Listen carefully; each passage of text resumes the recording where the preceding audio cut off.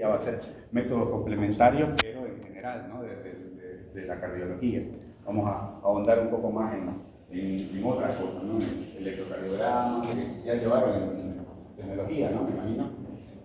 Pero bueno, vamos a detallar un poco más eso.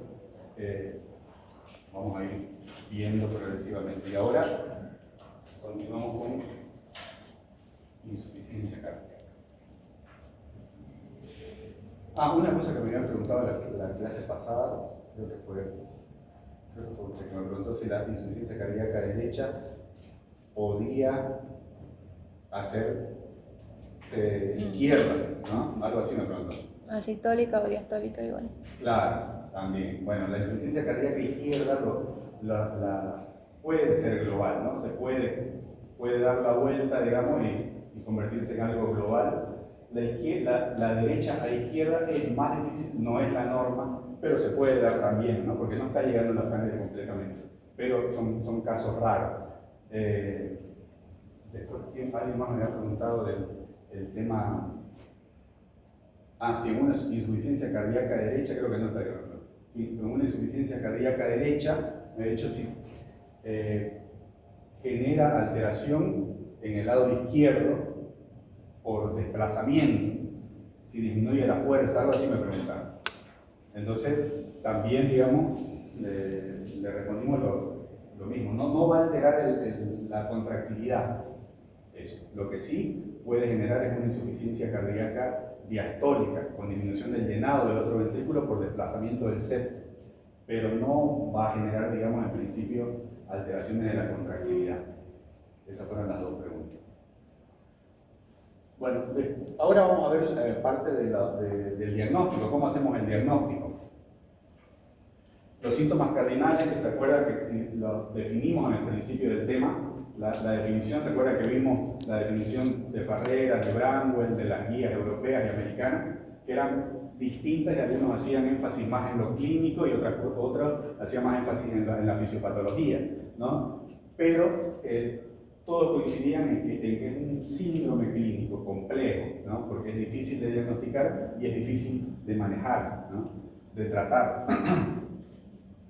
En este caso, antes, hasta el 2016, se utilizaban ustedes lo habrán visto en semiología, digamos, porque es importante para la semiología cardiovascular, que son los criterios de Framingham. ¿Se acuerdan de los criterios de Framingham? ¿Lo vieron? ¿Sí? Criterios mayores y criterios menores, exactamente. ¿No? Que hasta antes del 2016, ¿no? Se utilizaban. Se decía, bueno, si tiene dos criterios mayores, el diagnóstico indudablemente es insuficiencia cardíaca, ¿no? O si tienen un criterio mayor y dos menores, el diagnóstico de insuficiencia cardíaca y no es problema de decían 100% seguro. Bueno, eso con el tiempo se vio que no es tan así, ¿no? Que sí sirven, que sí todavía están descritos en algunos lugares, pero que no es tan así de que si tiene esto, directamente ya el diagnóstico es, ¿no? Por ahí, antes de que tengamos algunos métodos complementarios y no tenemos más, digamos, bueno, podemos agarrarnos de eso, ¿no? Pero siempre en conjunto con todo el resto de herramientas que tengamos, ¿no? Lo vamos a ver al final, que le puse la tablita de los criterios mayores y menores. En este caso, más o menos se repite, pero se ven de forma individual, digamos, no encasillando a un paciente directamente en que si tiene los criterios o no, ¿no? Lo vamos evaluando y revisando secuencialmente, ¿no? Los síntomas y los signos. Los síntomas, que disnea de esfuerzo, que es el síntoma más precoz y más frecuente, que de hecho con la clasificación anterior de la NIHA, lo mismo que lo que nos dice el paciente, ¿no? Todo lo subjetivo. Lo mismo que la ortopnea, que la disnea paroxística nocturna, la fatiga, intolerancia al ejercicio. Eso es como un reflejo del bajo gasto que tiene el paciente, ¿no? No va a tolerar caminar, va a caminar 2-3 cuadras y se va a cansar. Y el edema periférico, que es la congestión sistémica, sobre todo en insuficiencia cardíaca derecha. El algoritmo inicial, cuando ustedes estén, digamos, con un paciente que tenga sospecha de una insuficiencia cardíaca, tienen que primero identificarlo, ¿no? Tienen que tener la sospecha, ¿no? Tiene que referir todos estos síntomas, dirigir la historia clínica de acuerdo a los scores que vimos la clase pasada. El examen físico tiene que estar también dirigido a lo que uno cree, sobre todo viendo, digamos, si tiene una insuficiencia cardíaca derecha, izquierda, global, ver si tiene edema de miembros inferiores, ingurgitación yugular, reflejo hepatoyugular, algún signo de hipoperfusión. La confirmación diagnóstica se va a hacer de acuerdo a las guías con esos métodos complementarios, ¿no? El electrocardiograma sí o sí a todo paciente con sospecha. El electro, si bien no nos va a decir si tiene o no tiene insuficiencia cardíaca, porque es inespecífico, lo que sí tiene es un valor predictivo negativo alto, ¿no? Llega al 98%. ¿Qué quiere decir eso? Que si tenemos sospecha, digamos, el paciente viene con disnea, está hipertenso, y tiene otras cosas, le hacemos el electro y el electro es normal, casi 100% de seguridad de que ese paciente no tiene insuficiencia cardíaca, ¿no? Un electro normal. Por eso se dice que es un valor predictivo altamente predictivo negativo.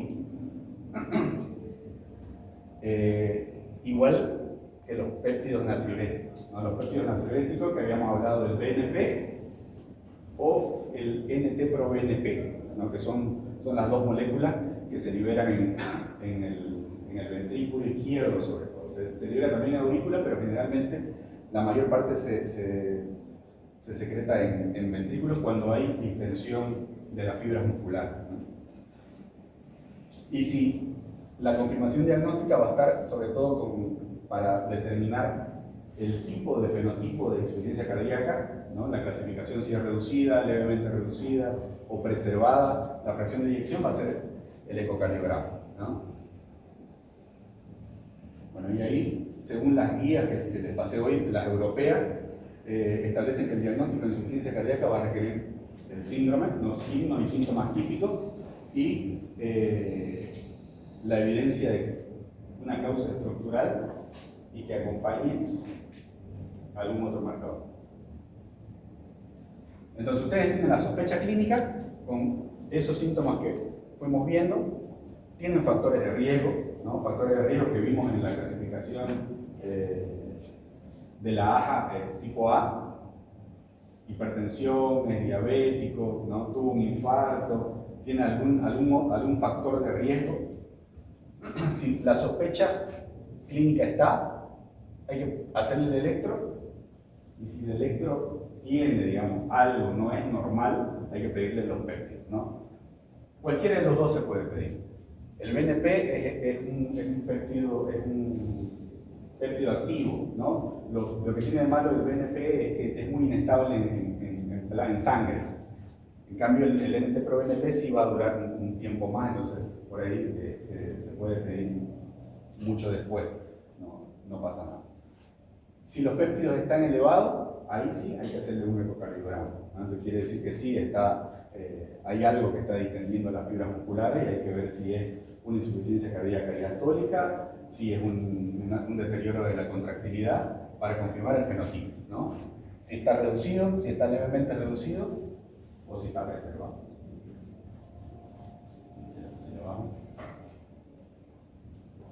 Bueno, era lo que le decía, ¿no? Se lo recalco ahí abajo, que el electro normal tiene un valor predictivo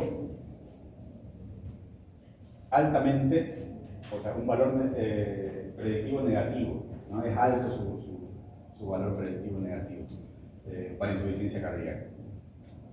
Pueden encontrar, como vamos a ver más adelante, cualquiera de esas cosas, ¿no? Y si tiene alteración en la contractilidad con una fracción de eyección menor al 40%, o sea, está reducida, tiene un bloqueo de rama, sobre todo izquierda, con un QRS más de 150, ese paciente es un candidato a un resincronizador, ¿no? Que vamos a ver más adelante de qué se trata. Bueno, era lo que le decía un poquito de los biomarcadores. Estos son el BNP y el NT-proBNP, y algunas veces también se puede llegar a utilizar troponinas, ¿no? Se van a liberar, como dijimos, con el estiramiento del miocardio, sobre todo ventricular, ¿no? El ventrículo izquierdo va a liberar los péptidos.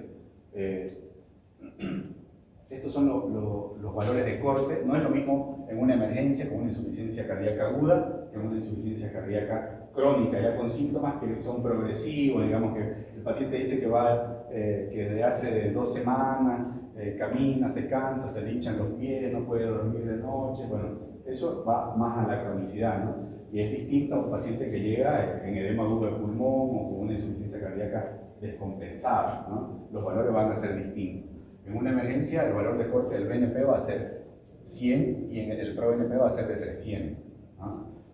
Y en crónica va a ser un poquito más bajo, 35 para el BNP y el ProBNP 125, ¿no? En el BNP va a ir de 100 a 500, ya se considera positivo, pero si se acompaña de clínica, ¿no? Hay que ver que tenga otras cosas, digamos, clínicamente positivas como para considerarlo positivo. Arriba de 500 ya no hay duda, ¿no? que la causa es miocárdica.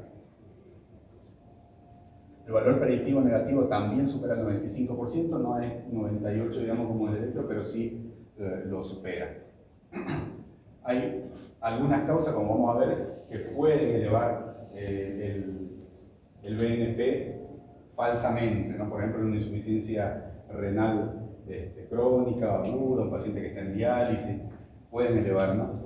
Y también en caso de pacientes obesos, digamos con obesidad mórbida, hay alteración del metabolismo de los péptidos en el tejido adiposo y algunas veces en obeso va a dar un valor bajo o normal, digamos.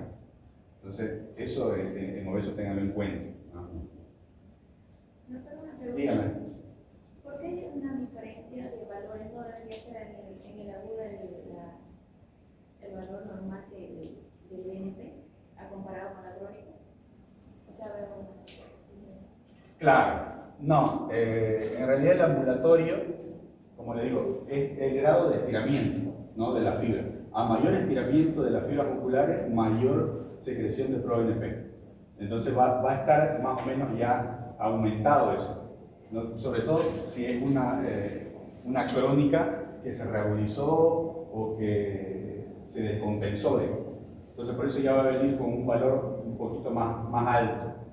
En cambio en la crónica, como le decía, puede que venga de 3 semanas, de 2 meses, de 3 meses, donde los síntomas no son tan floridos como en una descompensación aguda, más que todo por eso. Yo pensaba que era al revés. Sí, No. Bueno. Bueno, ahí están los falsos positivos o falsos elevados, digamos, insuficiencia renal, una fibrilación auricular o la edad avanzada. Es importante también la edad avanzada, porque incluso se han visto en pacientes sin insuficiencia cardíaca mayores de 75 años, ProBNP de 1800 sin que tenga una causa estructural, ¿no? Entonces, la edad también es importante como para tener en cuenta al momento de interpretar los péptidos.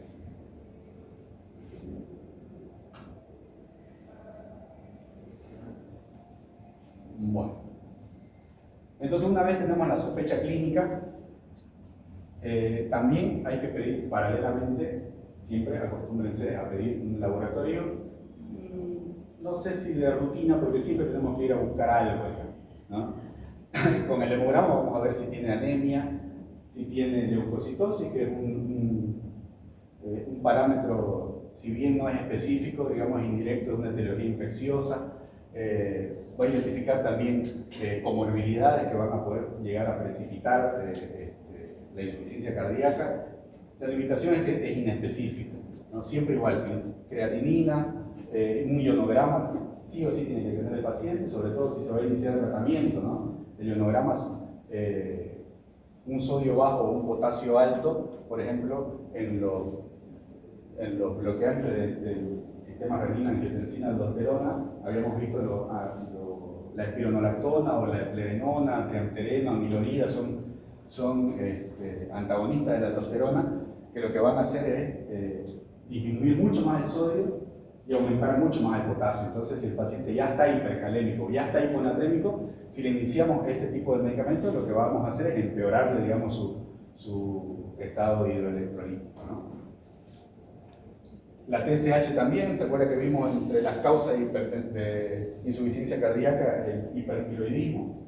TSH y T4 me faltó agregarle, ¿no? T4 libre para hacer el diagnóstico, ya sea de hipotiroidismo con TSH aumentada y T4 baja, o TSH baja y T4 aumentada en el hipertiroidismo o en la tirotoxicosis, ¿no? Que también son causas agravantes y son tratables, porque le inicia tratamiento y se le va, digamos, todo la taquicardia y lo que le estaba generando la alteración miocárdica.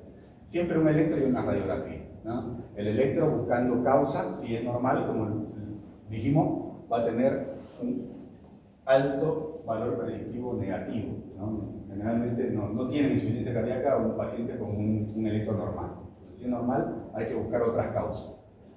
No va a confirmar por sí solo la insuficiencia cardíaca, sino que nos va a abrir las puertas para seguir haciendo y buscando otras cosas que nos confirman el diagnóstico, ¿no? La radiografía, lo primero, digamos, que uno ve en un paciente, sobre todo en una insuficiencia cardíaca sistólica, va a ser corazón agrandado, ¿no? Un índice cardiotorácico mayor a 0,5. Eso se ve a simple vista, ¿no? En semiología le enseñaron a medirlo, ¿no? A, B, C, pero bueno, después con el tiempo ya se lo van a ir. Con que ocupe mayor al 50% de toda la longitud, seguro que lo tienen alterado. Se van a dar cuenta por los pacientes que van a ir teniendo. El ecocardiograma es lo más útil, ¿no? Porque nos va a confirmar el diagnóstico y sobre todo nos va a dar estos datos que son importantes para el tratamiento, ¿no?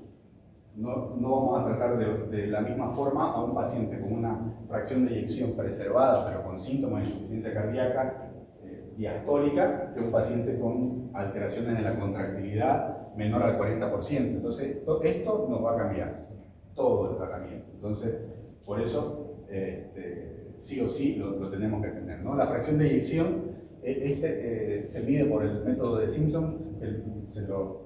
Cuando reciban un informe de ecocardiograma, se lo van a informar así, ¿no? Fracción de eyección por el método de Simpson. Bueno, el método de Simpson es esto, ¿no? Lo que va a medir es el volumen telediastólico menos el volumen telesistólico sobre el volumen telediastólico por 100. Entonces, eso es lo que le va a dar el porcentaje, ¿no? Nos va a definir estrategias terapéuticas, es lo que le decía al principio, ¿no? Dependiendo de cada uno de cómo nos dé el valor.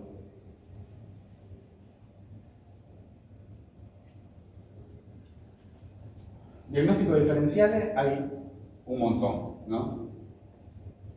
Es con lo que tenemos que ir descartando en caso de que no estemos seguros del diagnóstico de insuficiencia cardíaca. Entonces hay que ir descartando primero la insuficiencia cardíaca y después, bueno, si el electro es normal, si el ProBNP me dio bajito, bueno, probablemente ese paciente no tiene insuficiencia cardíaca y la disnea sea por otra cosa, ¿no? Puede ser que sea por asma, puede ser que tenga una neumonía, un síndrome nefrótico o cirrosis hepática, que van a dar, digamos, síntomas que van a simular una insuficiencia cardíaca, pero con un corazón normal, ¿no? Sobre todo la asitis de la cirrosis hepática o el edema de miembros inferiores, que finalmente ingresan con síndrome asítico edematoso, ¿no? En anasarca prácticamente, pero que no es por el corazón.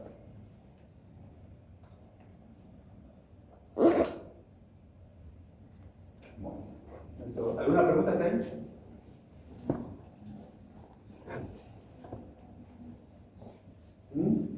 ¿Hablen? ¿Está claro? ¿Cómo? Es para medir la fracción de eyección. Es un método ecocardiográfico, ¿no? Miden el volumen telediastólico y el volumen telesistólico. Hacen el cálculo del volumen telediastólico, que es el volumen al final de la diástole, del ventrículo, y el volumen al final de la sístole, ¿no? Lo que queda dentro, hacen el calculito del resta, lo dividen y lo multiplican por 100. Entonces eso le va a dar el porcentaje de la fracción de eyección, o sea, de lo que sale del ventrículo.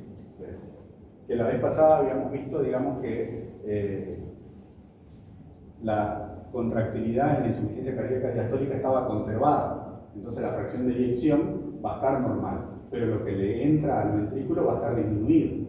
Entonces el porcentaje, el cálculo que hace es una resta de la división y multiplicación de lo que hay en el ventrículo, ¿no? Entonces, si a un ventrículo normal le entra 120 ml, una insuficiencia diastólica por la hipertrofia o por la rigidez de la pared le van a entrar 80. Entonces el cálculo lo van a hacer con eso. Por eso es que no va a dar, digamos, la cantidad disminuida de sangre, sino que va a dar el porcentaje que está inyectando, porque lo va a inyectar todo.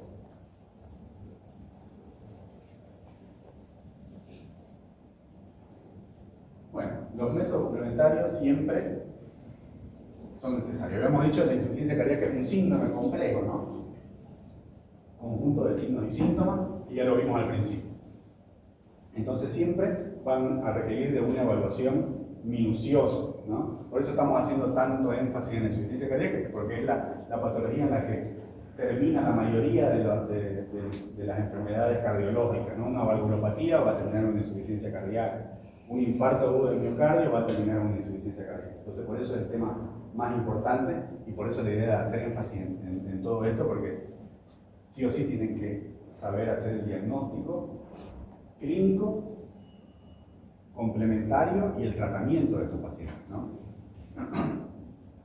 Entonces, el objetivo de los estudios es confirmar el diagnóstico, ¿no? El ecocardiograma lo hacemos para confirmar el diagnóstico. Una vez tenemos la sospecha clínica y tenemos el resto, digamos, ya más o menos encaminado, confirmamos el diagnóstico con el ecocardiograma.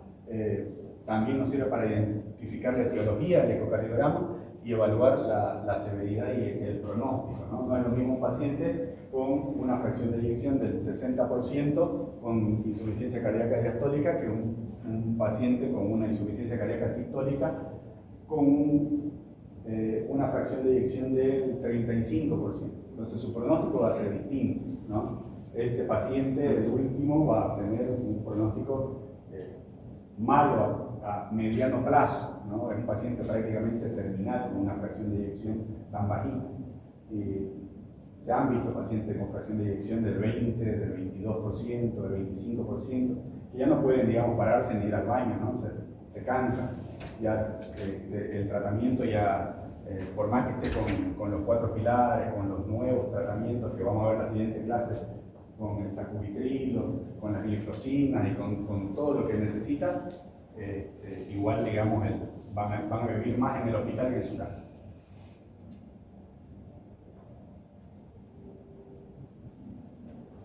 Bueno, de esto ya hablamos, ¿no? Lo mismo son los biomarcadores de la insuficiencia cardíaca, con que se les quede que se puede pedir BNP o NT-proBNP, cualquiera de los dos es útil, ¿no? Solamente va a variar un poquito en los niveles de corte, pero cualquiera de los dos es útil. Es decir, si en el lugar donde estén hay NT-proBNP, mucho mejor, digamos, porque es más estable en sangre y se puede pedir en cualquier momento, ¿no? Pero cualquiera de los dos nos va a servir, ¿no? Son péptidos en anillo liberados por el ventrículo. Es la misma diapositiva que vimos anteriormente, se la puse nuevamente porque es parte de los estudios complementarios y como para que no se olviden de los cortes, ¿no? Bueno, el electrocardiograma, habíamos dicho, tiene un valor predictivo negativo alto, ¿no? Entonces, si es normal el electrocardiograma hay que buscar otra causa porque claramente una insuficiencia cardíaca no es, ¿no? Generalmente un paciente con insuficiencia cardíaca tiene algunas alteraciones. Puede tener una FA, puede que tenga una hipertrofia ventricular, puede que tenga por ahí un infarto silente, digamos, sobre todo en pacientes diabéticos. Hay pacientes diabéticos y obesos que por ahí no se dieron cuenta o estuvieron una semana que le faltaba el aire y cuando van a algún control tienen una cicatriz, tienen una QS en toda cara inferior, en toda cara anterior. Entonces uno le pregunta, cuándo tuvo el infarto, porque se ve en el ecocardiograma, ¿no? Y si se le pide un ecocardiograma, va a tener también alteraciones de la motilidad en la cara donde se tuvo el infarto. Entonces dice, no, yo nunca tuve un infarto. Entonces, probablemente ese paciente tuvo un infarto silente que ni siquiera él se dio cuenta, o lo pasó con una molestia. Pasan en pacientes diabéticos sobre todo.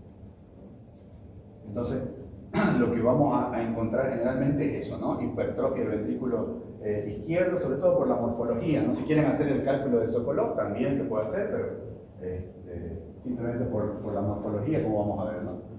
QRS ancho y bloqueo de rama izquierda, lo que le comentaba al principio, son candidatos a terapia de resincronización cardíaca, ¿no? Que es como un marcapaso, porque algunas veces cuando hay una alteración severa del ventrículo izquierdo, el ventrículo derecho y el izquierdo se van a mover de distintas formas, ¿no? La contracción va a estar disminuida en el izquierdo y el derecho, dentro de todo, va a funcionar. Entonces, va a funcionar asincrónico. Entonces, los resincronizadores sirven para eso.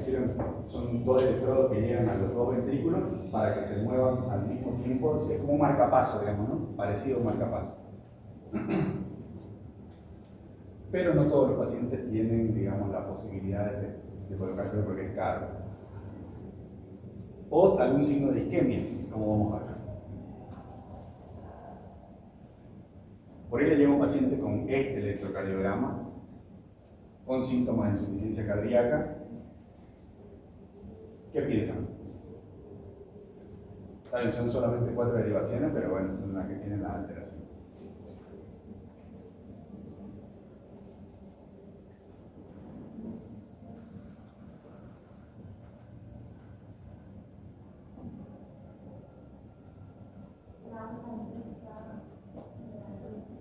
La onda T está negativa, perfecto.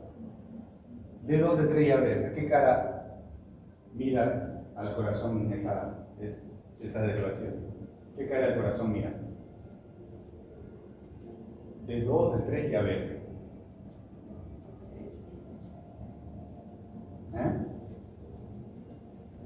D2, D3 y ABF mira la cara inferior del corazón, ¿no? La parte inferior que está en contacto más con el diafragma. Y sí, está bien, tiene T negativa, ¿no? T negativa simétrica, ¿no? A veces cuando hay T negativas y son asimétricas, muchas veces, más que todo es por alteraciones de la repolarización y otras cosas.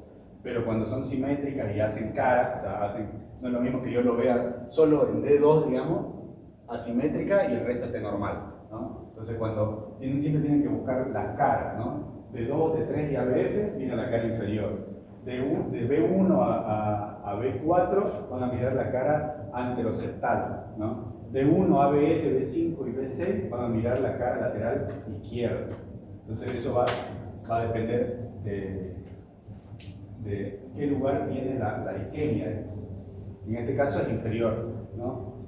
Tiene la onda T de isquemia y tiene una onda Q acá, ¿no? Tiene una onda Q mayor a 1 milímetro, grande. Entonces probablemente este señor ya tiene la onda Q de cicatriz, ya se infartó hace tiempo y tiene aparte regiones de isquemia. Entonces este paciente tiene un antecedente. Entonces se van a topar con cosas así. Por ahí no tuvo, digamos, ningún síntoma y pasó desapercibido su infarto, no se dio cuenta.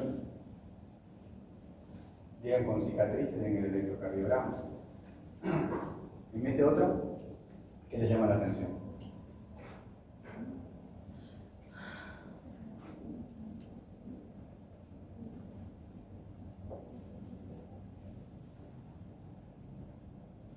A ver, ¿alguien cómo describiría el electrocardiograma? El siguiente tema es, vamos a empezar con electro. ¿Alguien se anima a describirlo?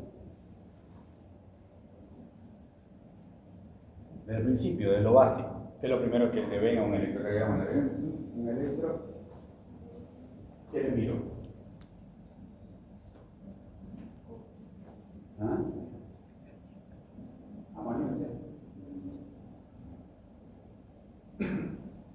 Le miramos el nombre, miramos primero que esté regulado. Tenemos que mirar ritmo. Que esté regular, bien. Ajá. Ya. ¿Qué le parece este? ¿Está regular o no está regular? Tenemos que mirar el calibre, que es al principio del electro, para ver que esté bien tomado. Ya, está bien. Después, al parecer, a mi parecer está irregular. ¿Irregular? Sí, tenemos que sacar el ritmo, la frecuencia y el eje. Bien.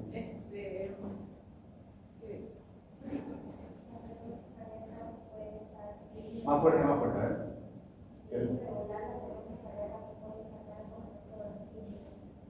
Esa es la frecuencia. Esa es la frecuencia. Cuando es regular se puede utilizar el método del 1500, ya lo vamos a ver en el siguiente tema, ¿no? Pero se puede utilizar ese o se puede utilizar la regla del 300, ¿no? ¿Esa la saben? ¿No? Cada cuadrito tiene que fijarse donde caiga la R en el cuadrito grande, ¿no? Y tiene que contar 300, 150, 100, 75. Entre 75 y 100, donde caiga, digamos, más o menos, no es tan exacto como el del 1500. Entonces este paciente debe tener un 70 o 80 de frecuencia cardíaca. ¿Qué más? ¿Regular? Está bien. Para mí es regular, no sé cómo mido para ver si es regular o irregular. ¿Ah? ¿Alguien sabe?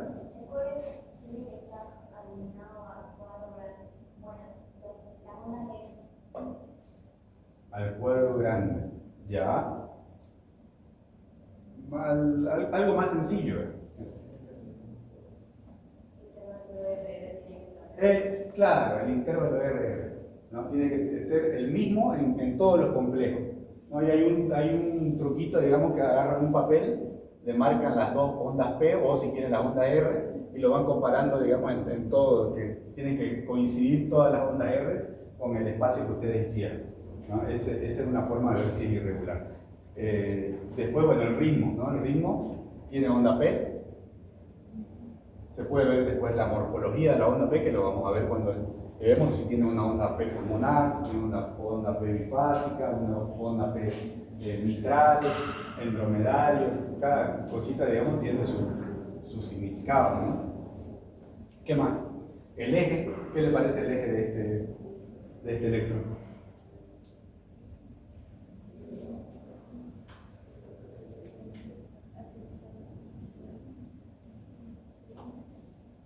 ¿Se acuerdan cómo sacar el eje? A ver.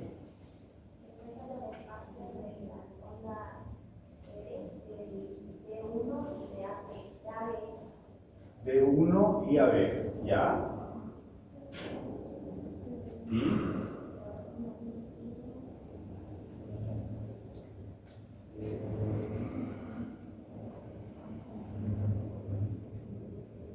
se lo tintan.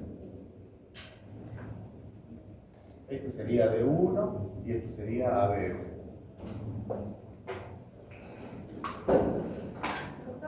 Sí. Gracias. Este es el más seco también.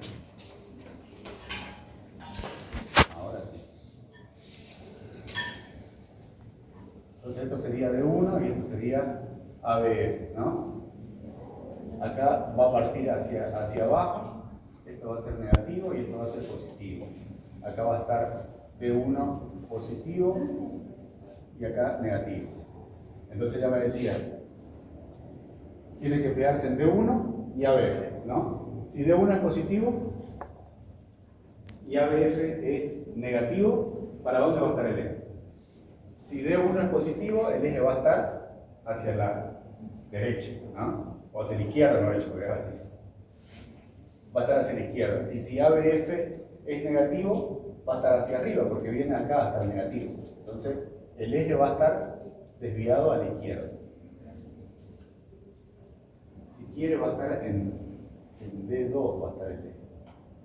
Porque también se pueden fijar en la más isodifásica.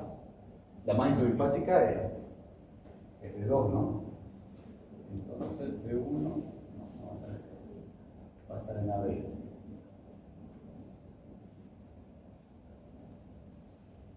Esto es ABL y esto es D2. Entonces usted se fija la más isodifásica, que sería D2. y la perpendicular, o sea, la que forma el ángulo de 90 grados es a donde va a ir el eje, que sería esta acá. Entonces el eje va a estar a menos 30 grados.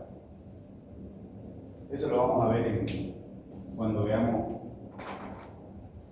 estudio complementario en el siguiente tema. Ya esta semana terminamos con insuficiencia cardíaca y empezamos con electrocardiograma de estudio complementario. ¿Qué más? ¿Qué más le ven al electro?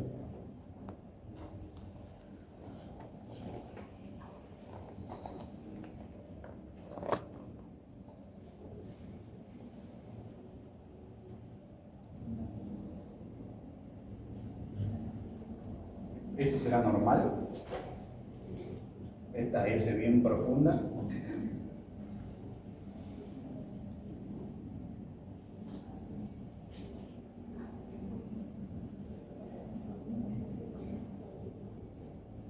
Este QRS de D1, ABL, B5 y B6 serán normales, con una R mellada en B6. ¿Qué les dice eso? QRS ancho, D1, ABL, B5 y B6. Es un bloqueo de rama izquierda, ¿no? Y esto es profunda, hipertrofia ventricular derecha en este caso. ¿Ese? ¿Se ve bien? Sí. A ver, otra que analice si es regular, el ritmo, qué ritmo tiene.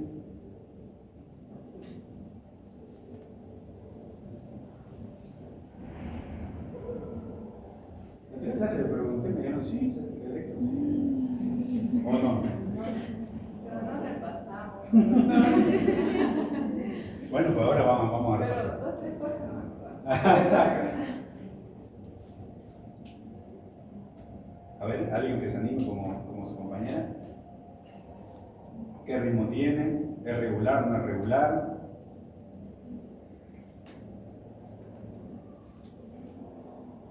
El eje está hacia el eje normal es este, ¿no? El eje normal es hacia la izquierda y hacia abajo. Después puede estar desviado hacia la izquierda, extremo hacia la derecha. Puede haber desviación a los 4 puntos del eje. ¿Es regular o no es regular?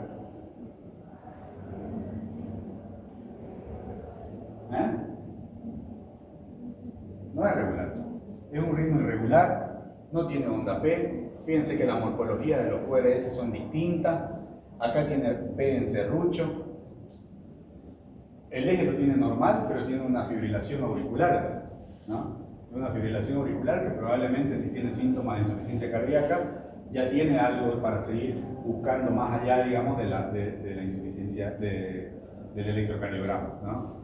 A este paciente, pues, si viene con síntomas agudos de insuficiencia cardíaca y tenemos este electrocardiograma con una fibrilación auricular, tendríamos que tener su radiografía de tórax para ver si no tiene una cardiomegalia, tendríamos que tener su BNP o ProBNP, y si es positivo, solicitarle un ecocardiograma, dependiendo de la manifestación clínica. Porque si llega el edema agudo de pulmón, el paciente no va a esperar un ecocardiograma para tomar decisión, ¿no? La siguiente clase vamos a ver edema agudo de pulmón y shock cardiogénico. Así que son manifestaciones agudas de la insuficiencia cardíaca y el tratamiento tiene que ser rápido y agudo. ¿Me dijeron que se pudieron? No, electro. Aquí lo dominamos, me dijeron en otra clase. Ese es regular, irregular. ¿Qué le llama la atención? ¿Tiene onda P? ¿No tiene onda P? No tiene onda P. Entonces, tiene onda P en serrucho acá también. Entonces, ¿qué es? Es una fibrilación auricular también, ¿no? Una fibrilación auricular. ¿Qué más? También tiene un grado de hipertrofia con S profunda. Bueno, vamos a tener que ver desde cero, pero yo pensé que ya íbamos a ir directo a la... Bueno, la radiografía de tórax, lo que nos vamos a encontrar en un paciente con insuficiencia cardíaca es lo que decíamos, ¿no? Una cardiomegalia, un índice cardiotorácico mayor a 50%, mayor a 0,5. Vamos a ver redistribución vascular, ¿no? Estas lineecitas que se van hacia arriba de la cefalización de los vasos, ¿no?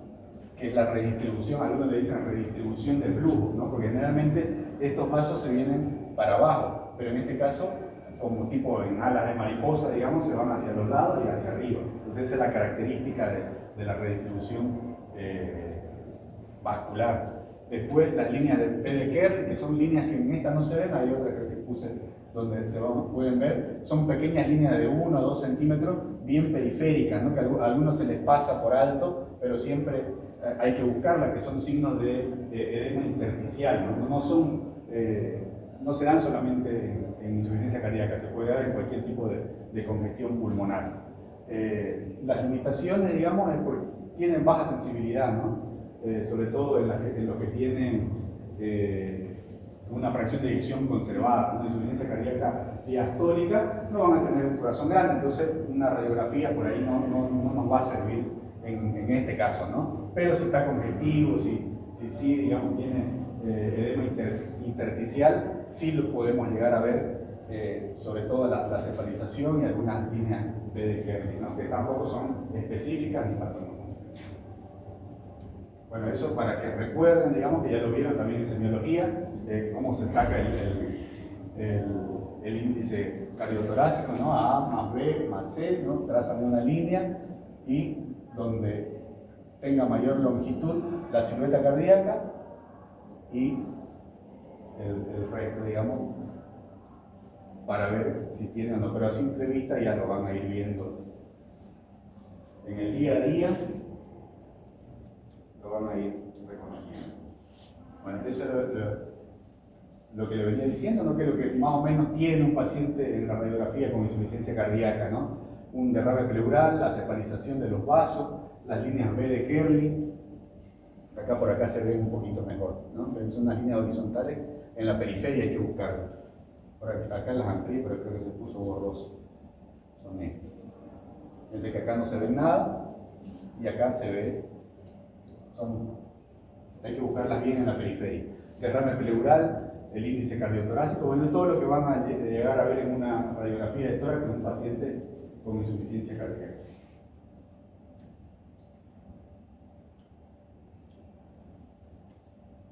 ¿Ahí qué les parece? Esa de allá, ¿qué les parece? La primera.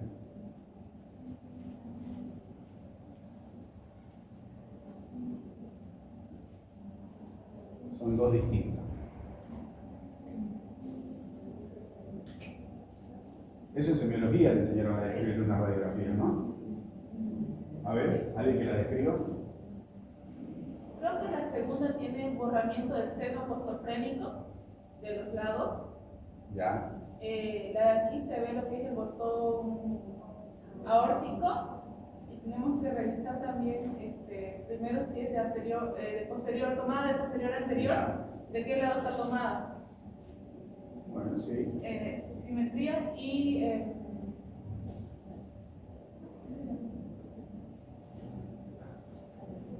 Siempre que le traigan una radiografía, ¿no? Siempre tiene que fijarse que no esté cortada, ¿no? Tiene que verse los dos senos costofrénicos.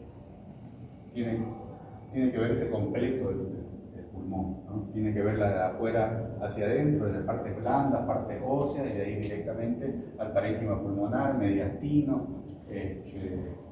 Sí, lo que dice está bien, tiene borramiento acá, donde está la flecha justamente, y de ambos lados, ¿no? Un derrame pleural bilateral. A veces no son muy notorios como esta de acá, no es solamente un borramiento chiquitito, esto debería ir hasta abajo, ¿no? Pero a veces no es muy notorio y hay que verlo, digamos.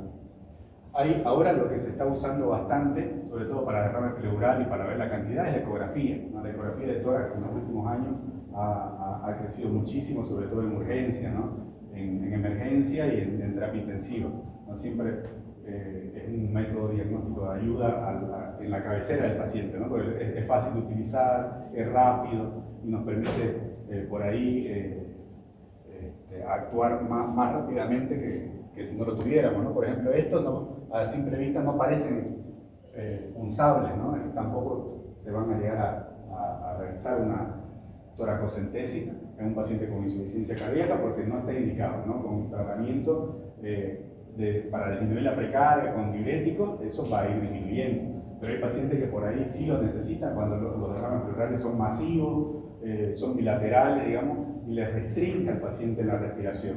Entonces, en ese caso, por ahí hay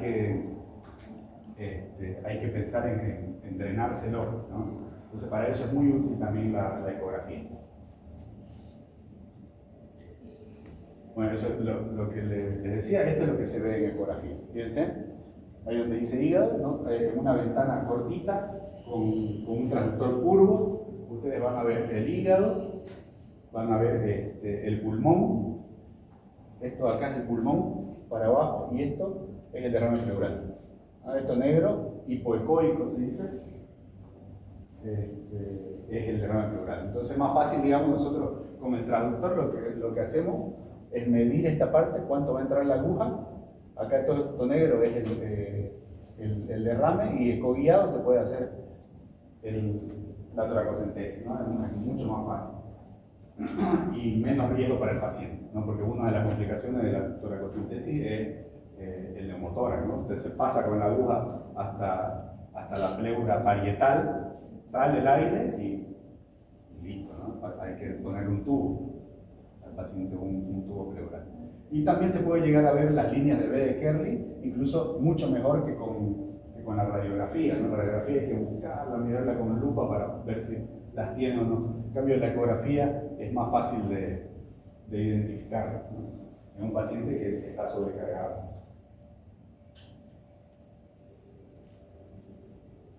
Bueno, esto ya hablamos igual al principio, la ecocardiografía transtorácica, o sea, la normal, la común, la que se hace en los consultorios de los cardiólogos, es la piedra angular del diagnóstico, ¿no? La necesitamos sí o sí ante un paciente con sospecha clínica, con confirmación laboratorial, con un electrocardiograma que tiene alteraciones y que no es normal.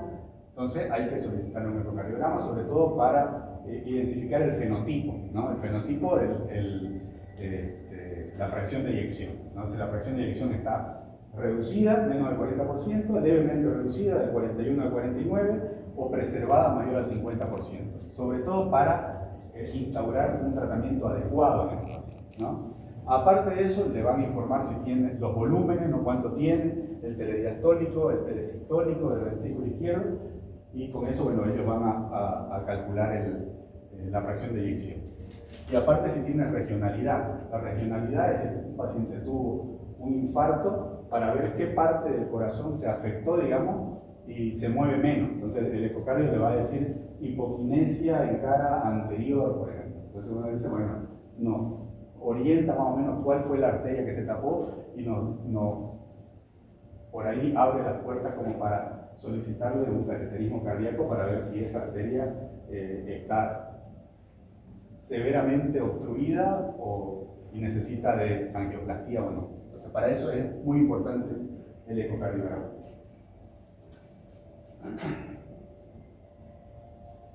Después esto para que lo sepan, ¿no? También se los puse como para que tengan la idea que la cardioresonancia magnética con gadolinio son estudios más finos, digamos, para ver la estructura del corazón, sobre todo en patologías más dirigidas, ¿no? Por ejemplo, en la miocardiopatía de Fabry, que es una enfermedad hereditaria, en la amiloidosis, en la miocarditis, que se genera duda con el ecocardiograma, bueno, estaría indicado. No a todos los pacientes se le indica, sino casos muy puntuales, muy seleccionados, ¿no?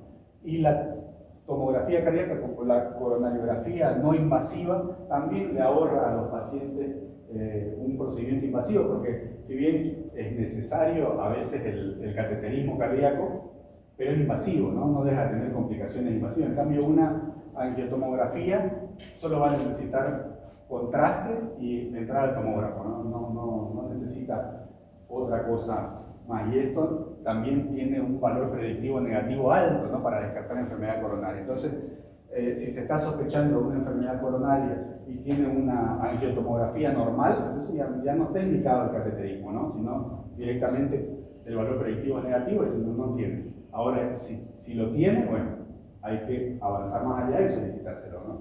Pero más o menos como para que tengan idea de que existe la cardioresonancia y que existe la angiotomografía coronaria. Después hay otros métodos también invasivos que algunos por ahí si hacen emergenciología o terapia intensiva lo van a llegar a ver, sino también para que lo sepan, ¿no? Como para que sepan de qué se trata.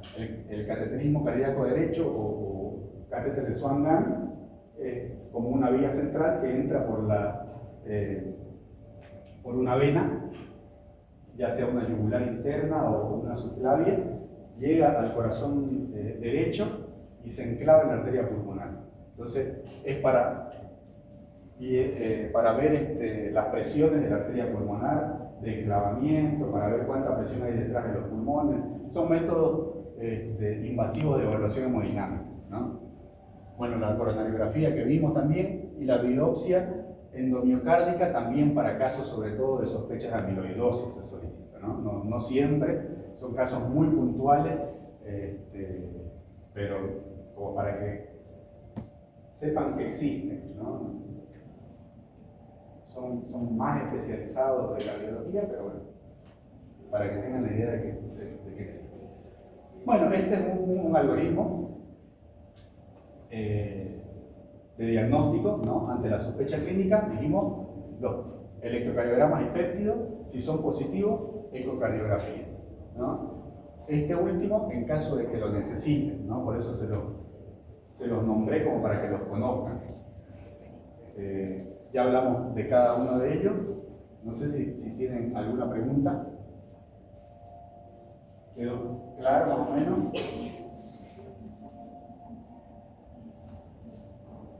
Antes de que pasemos a esto.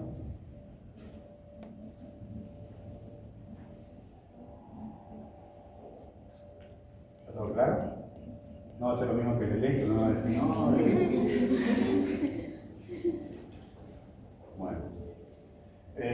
Bueno, le decía de los criterios de Framingham, ¿no? Los criterios mayores, los criterios menores.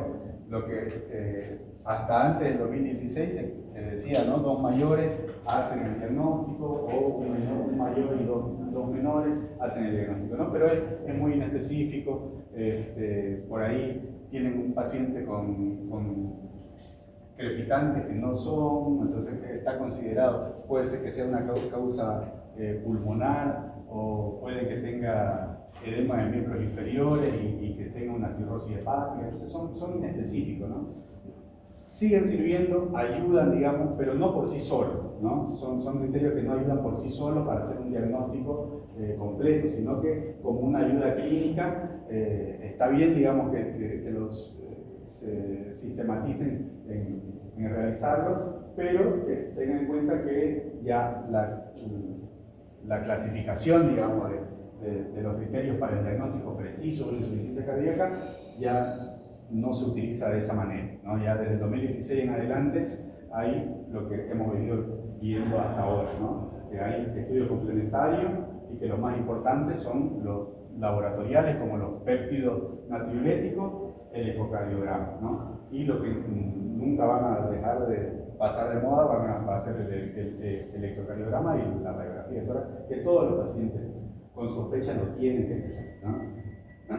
Ya la siguiente clase vamos a terminar con tratamiento, vamos a ver edema agudo de pulmón y shock cardiogénico, y yo creo que ya con eso terminamos, digamos, el tema que es bastante amplio, y como les digo, es el final, digamos, de todas las patologías. La mayoría de las patologías cardíacas terminan en una insuficiencia cardíaca congestiva, ¿no? Ya después la siguiente semana vamos con todo lo que les mandé hoy, más las clases que les voy a mandar, vayan estudiando, El siguiente martes vamos a hacer un control de lectura, no es un examen, es una pequeña evaluación de lo que hemos venido viendo hasta ahora, con la idea de que estudien y que lo dominen este tema. ¿Ah?